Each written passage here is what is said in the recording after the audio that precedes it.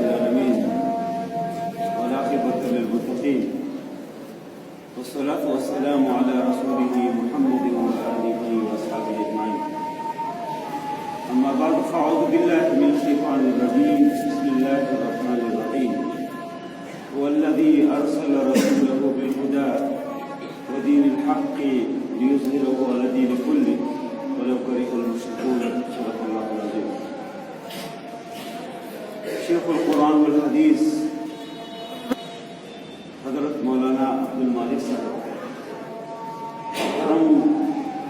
چودھری عبدالواحد صاحب، محترم محمد بٹی صاحب، محترم ملک امان اللہ خان، جماعت اسلامی کے ذمہ داران اور جامعہ اسلامی کے تمام اساتذہ کرام، اہل محلہ جو ہمارے نمازی یہاں پر موجود ہیں، یہاں چھٹی سے جو لوگ کام کرتے ہیں وہ بھی یہاں پر موجود ہیں، بہت سارے بزرگ اور نوجوان ہمارے یہاں آس پاس علاقے کے موجود ہیں. ان سب کا میں شکریہ ادا کرتا ہوں اور میں دعا گو ہوں کہ اللہ تعالیٰ سب کے ہم اللہ تعالیٰ قبول فرمائے. ہم چاہ رہے تھے کہ شیخ القرآن والحدیث حضرت مولانا عبدالمالک صاحب کی آخری کتاب اور وہ ایک ہی کتاب ہو، لیکن کیونکہ ابھی نماز بھی ٹائم ہے اور آپ لوگ دور سے تقریب اٹھا کی تشریف لائے ہیں اور ہم چاہ رہے کہ آپ تھوڑا سے تھوڑا توازو میں بھی ہو جائے. وہ نماز کے بعد ہے، اس لیے اپنی جرنی کے مطابق تھوڑا سے ہم مولانا محترم کی اجازت کے مطابق تھوڑا سے آگے بڑھیں گے. تو میں اس موقع پہ کہ جب ربیع الاول کے مہینے میں لوگ اللہ کے نبی صلی اللہ علیہ وسلم کی سیرت بھی بیان کرتے ہیں، اس حوالے سے مختلف مساجد کے اندر گفتگو ہوتے ہیں، نعت کے بھی مقابلے ہوتے ہیں، تلاوت کے بھی مقابلے ہوتے ہیں. اور یہ اس لیے کہ اللہ کے نبی صلی اللہ علیہ وسلم کی آمد کے ساتھ اس دنیا کے اندر وہ جو کفر کی تاریکیاں تھی، شرک کی تاریکیاں تھی اور چاروں طرف جو مظالم اور خرابیاں تھیں، ان خرابیوں کو اللہ تعالیٰ نے ختم کر کے اور ان تاریخوں کو اللہ تعالیٰ نے ختم کر کے اس دنیا کو اللہ کے نبی صلی اللہ علیہ وسلم کے ہدایت کے نتیجے میں اور اللہ کے نبی صلی اللہ علیہ وسلم کی آمد کے نتیجے میں ایک روشنی اللہ نے اس دنیا کو نصیب کی. حضرت انس رضی اللہ عنہ فرماتے تھے کہ مدینے والوں کے لیے 2 دن بہت اہم تھے. ایک دن وہ جس دن اللہ کے نبی صلی اللہ علیہ وسلم مدینہ المنورہ میں تشریف لائے، لوگ بہت خوش تھے، بچے بھی نکلے تھے استقبال کے لیے، بڑے بھی نکلے تھے اور ہر آدمی استقبال کے لیے اور بچوں کے وہ مختلف اور مشہور ان کے وہ ترانے ہیں جو بہت مشہور ہے کہ وہ اللہ کے نبی صلی اللہ علیہ وسلم کو اس کو اہلا وسہلا مرحبا خوش آمدید کہتے ہیں. اور فرماتے ہیں کہ دوسرا دن وہ کہ جب اللہ کے نبی صلی اللہ علیہ وسلم اس دنیا سے رخصت ہو گئے، وفات پائے، پھر کے دن صبح کے وقت اللہ کے نبی صلی اللہ علیہ وسلم فجر کی نماز کے دوران پردے کو اٹھا کے اور باہر دے کر صحابہ کرام نماز کے اندر مصروف تھے. اللہ کے نبی صلی اللہ علیہ وسلم تبسم فرمایا، خوش ہو گئے، صحابہ کرام بھی خوش ہو گئے. صحابہ سمجھے کہ آج اللہ کے نبی صلی اللہ علیہ وسلم کی طبیعت صحیح ہے، اللہ کے نبی صلی اللہ علیہ وسلم نکل آئیں گے، ہمارے ساتھ شریک ہو جائیں گے نماز میں. لیکن دنیا کی جو سورج طلوع کی طرف جا رہی تھی اور نبوت کی جو سورج ہے وہ غروب کی طرف جا رہی ہے. اور جو ہی سورج کو طلوع ہوا تو اللہ کے نبی صلی اللہ علیہ وسلم دنیا سے رخصت ہو گئے. اور وہ صحابہ کرام کے لیے بہت غمگین دن تھے، غم کم ایک دن اور ایک فکر مندی. اور ہر آدمی اس فکر میں تھے کہ اللہ کے نبی صلی اللہ علیہ وسلم یہ دنیا سے رخصت ہو گئے، وہ اللہ کے نبی، وہ اللہ کے پیغمبر جس کے ذریعے سے یہ تاریخ دنیا روشن ہو گئی تھی، اب اس کے بعد کیا ہوگا. لیکن اس کے بعد اللہ تعالیٰ نے اللہ کے نبی صلی اللہ علیہ وسلم کے جو جانشین تھے، اللہ کے نبی صلی اللہ علیہ وسلم کے جو ماننے والے تھے، ابوبکر صدیق رضی اللہ عنہ، اس کے بعد عمر فاروق رضی اللہ عنہ، عثمان غنی، حضرت علی رضی اللہ عنہ اور صحابہ کرام، اس کے بعد ائمہ خلفاء اور پورے ایک سلسلہ ہے کہ آپ تک وہ سلسلہ جاری ہے.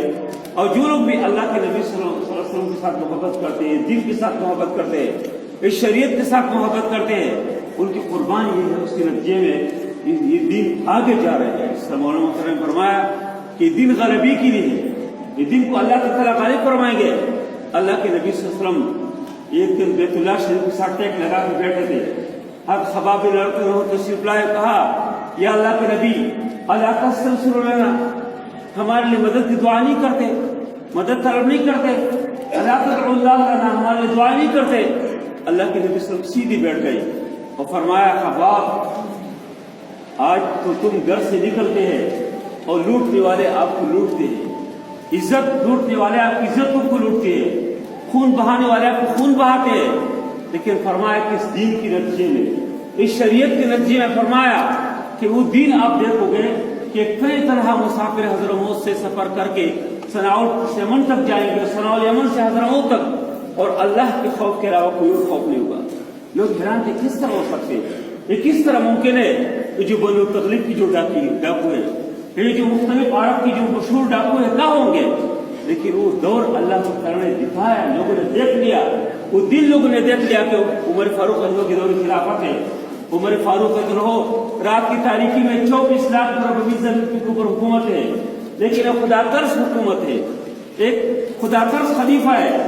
رات کو نکلتے ہیں، ڈھونڈتے ہیں، دیکھتے ہیں کہ مسلمانوں کیا حالت ہے، ایک مسافر ہے اونٹ کے اوپر سوار ہے، وزیرے کی طرف آ رہا ہے، اور عمر فاروق عنہ آگے بڑھے، اونٹ کی مہار کو پکڑا، پوچھا من انت، آپ کون ہے؟ اس نے پوچھا کیا عمر فاروق کا انتقال ہوا، دوبارہ پوچھا من انت، اور تیسری بار جب عمر فاروق نے پوچھا تو وہ ایک نسوانی آواز، ایک عورت کی آواز فضا میں گونج اٹھی، اس نے کہا اللہ کی قسم یا آپ خود عمر فاروق ہیں یا عمر فاروق کا انتقال ہوا، ورنہ اس رات اس تاریخ میں اور اس خلیفہ، اس طرح عادل خلیفہ کے اس خلافت میں، اسلامی شریعت کے اور دین اسلام کے اس روشنی میں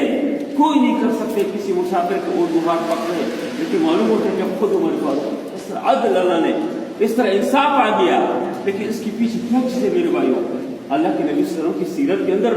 جو بنیادی جو چیز انسان اس پورے انقلاب کے پیچھے بات دیکھتے ہیں تو 3 بنیادی چیزیں ہیں۔ سب سے پہلے اللہ کے نبی صلی اللہ علیہ وسلم کے بہترین اخلاق ہے، اعلیٰ قسم کے اخلاق ہے، کہ جو لوگ بات جس طرح ان کے بارے میں سنتے تھے، لیکن جب قریب آتے تھے وہ سمجھتے تھے کہ اللہ کے نبی تو کوئی اور طرح ہے، وہ تو وہی نہیں ہے جو لوگ ہم بتاتے تھے، اور وہ دین اسلام کے داخل ہو جاتے ہیں، وہ ایک تفصیلی موضوع ہے۔ دوسرے نمبر پر اللہ کے نبی صلی اللہ علیہ وسلم نے دعوت کی ذریعے سے اس دنیا کی تاریکی کو روشنی سے تبدیل کیا ہے، اور تیسرے نمبر پر جہاد فی سبیل اللہ۔ یہ 3 چیزیں ہیں کہ جو اس پوری اسلامی انقلاب کے لیے جو پیش خیمہ ہے، اس کے پیچھے 3 چیزیں۔ آج میرے سامنے علماء کرام بھی موجود ہیں، دینی مدرسے کے طلباء بھی موجود ہیں، اور اللہ کے نبی صلی اللہ علیہ وسلم شریعت اور اسلام سے محبت کرنے والے موجود ہیں، اسلامی تحریک کے ذمہ داران قائدین بھی موجود ہیں۔ اس لیے میرے بھائیوں، ہمیں ان 3 چیزوں کی طرف ہمیں توجہ کرنا چاہیے، اس کو اپنانا چاہیے۔ اللہ کے نبی صلی اللہ علیہ وسلم کی جو اخلاق ہے وہ اخلاق ہمیں اپنائے۔ اللہ کے نبی صلی اللہ علیہ وسلم جس طرح دعوت کے لیے اس طرح فکر مند تھے، صبح و شام ہر وقت نکلتے تھے، حتیٰ کہ کانے میں موجود ہے، پتہ چلتا ہے کہ کان جگہ میں قافلہ ہے، کانے چھوڑ کے جاتے ہیں، اور دن اور رات ہر وقت دعوت کے لیے فکر مند رہتے تھے۔ ہمارے آس پاس کتنے لوگ ہیں جو دین سے دور ہے، اسلام سے دور ہے، نماز نہیں پڑھتے، قرآن سے دور ہے، شریعت سے دور ہے۔ ہم اگر اس طرح فکر مندی ہمارے اندر آ جائے، تیسری چیز جو ہے کہ دین کی غلبی کے لیے ہماری جو اہلیت ہے، ہماری جو صلاحیت ہے، ہمارے پاس جو مال و دولت ہے، اس کا ہم استعمال کریں کہ حق اور باطل کے درمیان جو کشمکش ہے اس کے نتیجے میں حق غالب ہو، باطل مغلوب ہو۔ اسی مقصد کے لیے اس طرح کے جو چھوٹی موٹی جو پروگرامات ہیں، یہ جو سیرت کی جلسے ہیں، اور یہ جتنی بھی اللہ کے نبی صلی اللہ علیہ وسلم کے لیے جو نعت ہم پڑھتے ہیں، اس کے تعریف جو ہم کرتے ہیں، جو ہم قرآن کے مجالس ہے، صرف اسی مقصد کے لیے ہے کہ دین غالب ہو اور باطل جو ہے مغلوب ہو۔ پوری دنیا کے اندر آپ دیکھتے ہیں اس وقت مسلمانوں کے جو حالات ہیں، ہر جگہ آپ دیکھیں تو خاص کر ابھی کوئی 80-85 دنوں سے کشمیر کے اندر جو مسلمانوں کے جو حالات ہیں، ان حالات میں میرے بھائیوں ہم دین اسلام اور شریعت کے جو پوری روح ہے اس کے مطابق ہماری زندگی بن جائے۔ اللہ کے نبی صلی اللہ علیہ وسلم کے ساتھ جو محبت کی جو تقاضے ہیں اس کو ہم مکمل کریں کہ اللہ کے نبی صلی اللہ علیہ وسلم کی جو محبت ہے اس کے حقیقی تقاضے ہیں، اس کے مطابق ہماری زندگی ہو، اور اس طرح اس دنیا کے اندر قرآن کی نور عام ہو جائے، شریعت کی نور عام ہو جائے۔ جس طرح اس زمانے کے اندر باطل بیٹھ گیا تھا، چور ختم ہو گئے، ڈاکی ختم ہو گئی، اور دین غالب ہو گیا تھا، ہر آدمی پرامن طریقے سے، امن و امان کے ذریعے سے وہ گم پھر سکتے تھے، دوبارہ وہی دور آ سکتے ہیں۔ اسی وجہ سے لوگوں نے جو قربانیاں دی، لے کے رہیں گے پاکستان، بن کے رہیں گے پاکستان، پاکستان کا مطلب کیا؟ لا الہ الا اللہ محمد رسول اللہ، ایک مقدس نعرہ ہے، پاکیزہ نعرہ۔ اس نعرے کو اور اللہ کے نبی صلی اللہ علیہ وسلم کی اس محبت کو کس طرح حاصل کر سکتے ہیں؟ اس دن کے قریب آئے مدرسوں کے کتنے لوگ ہیں جو مدرسوں سے بہت دور ہیں، مدرسوں سے قدرتی ایک نفرت ہے، کتنے لوگ ہیں؟ الحمدللہ بہت اچھے لوگ بھی بہت زیادہ ہیں، لیکن بہت سارے لوگ ہیں جو مدرسے سے، مسجد سے، دین سے، اسلام سے، قرآن سے اس سے بالکل الرجک ہے وہ۔ اس لیے ان حالات کو ہم اپنے کردار میں پیش کریں۔ میں آپ سب کا ایک بار پھر بھی شکریہ ادا کرتا ہوں، خاص کر مولانا محترم کا بھی اس مغرب سے پہلے وہ تشریف لائے، ابھی تک ہمارے درمیان موجود ہے۔ ان کے اللہ تعالیٰ کے خلاف اور محبت ہے اور اس کی بے شمار ان کے الحمدللہ شاگرد ہیں۔ یہ جو ادارہ ہے اس کے یہ ادارے کے شیخ الحدیث ہے، شیخ القرآن ہے، اس ادارے کے مختلف الحمدللہ بڑا ادارہ ہے۔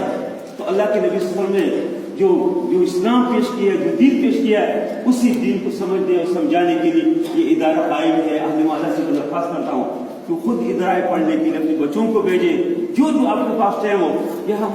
کوئی